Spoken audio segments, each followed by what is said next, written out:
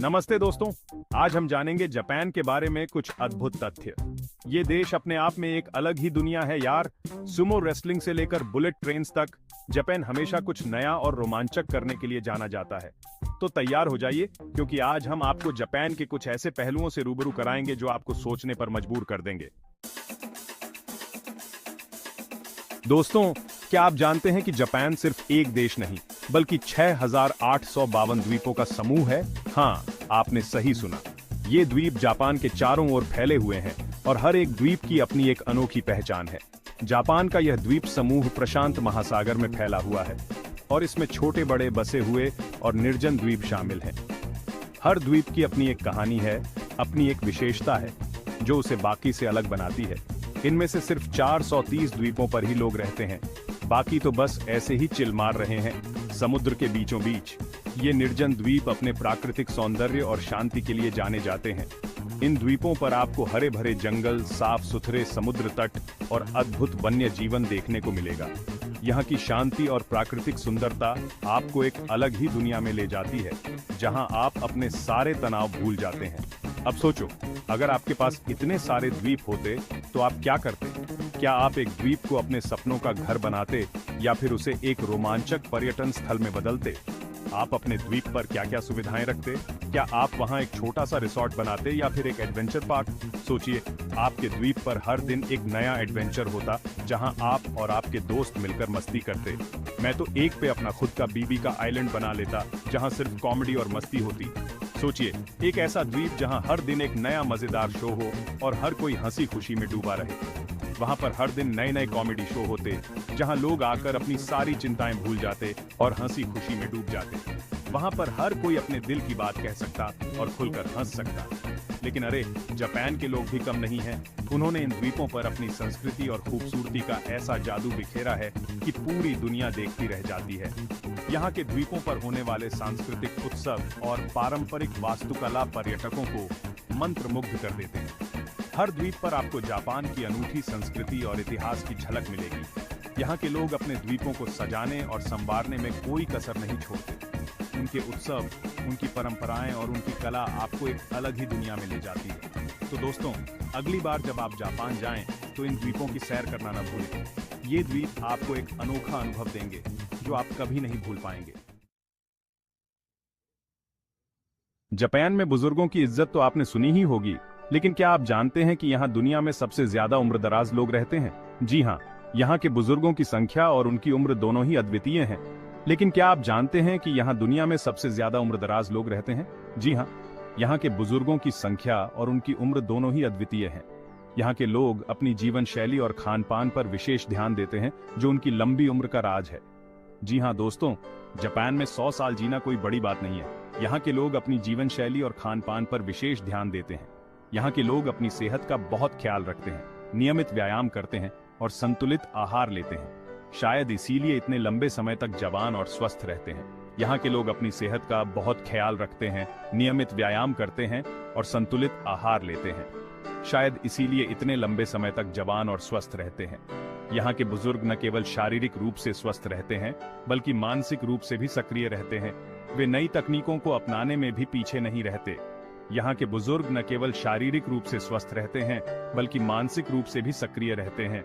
वे नई तकनीकों को अपनाने में भी पीछे नहीं रहते। यहाँ के बुजुर्गों का जीवन वास्तव में प्रेरणादायक है और हमें उनसे बहुत कुछ सीखने को मिलता है। वे अपने अनुभवों और ज्ञान को नई पीढ़ी के साथ साझा करते हैं, जिससे समाज में एक सकारात्मक बदलाव आता है। अब सोचो, अगर आपकी दादी या नानी 100 साल की हो जाए और टिकटॉक पर वीडियो बनाना शुरू कर दें, तो कैसा रहेगा?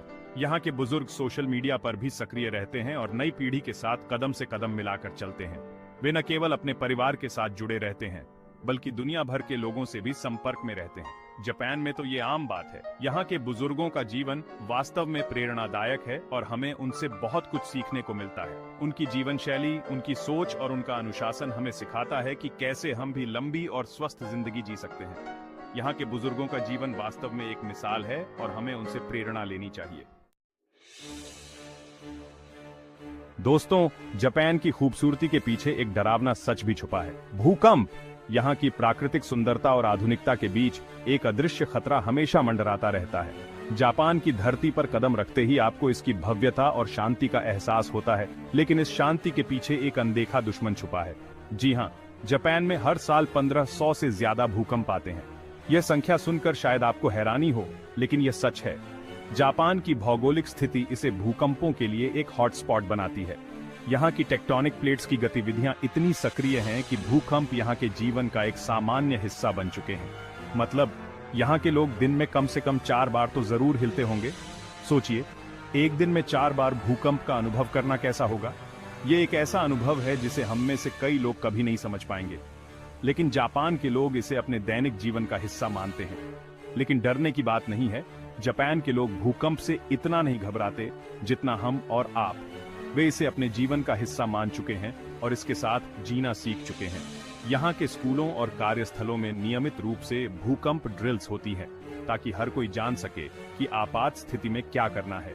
उनके घर और इमारतें भूकंपरोधी होती हैं और उन्हें पता होता है कि भूकंप के दौरान क्या करना है। जापान में भूकंपरोधी तकनीकें इतनी उन्नत हैं कि वे बड़े से बड़े झटकों को भी सहन कर सकती हैं। यहाँ की इमारतें विशेष रूप से डिजाइन की जाती हैं ताकि वे भूकंप के झटकों को सह सकें और लोगों की सुरक्षा सुनिश्चित कर सकें। शायद इसीलिए कहते हैं हिलते रहो, क्योंकि जापान में रुकना मना है। यहाँ के लोग भूकंप के साथ जीना जानते हैं और इसे अपने जीवन का हिस्सा मानते हैं। ये उनकी सहनशीलता और तैयारी का प्रमाण है। जापानियों की यह सहनशीलता और तैयारी हमें सिखाती है कि कैसे हम भी विपरीत परिस्थितियों में धैर्य और समझदारी से काम ले सकते हैं। भूकंप के साथ जीना आसान नहीं है, लेकिन जापान के लोग इसे अपने जीवन का अभिन्न हिस्सा बना चुके हैं और यही उनकी सबसे बड़ी ताकत है।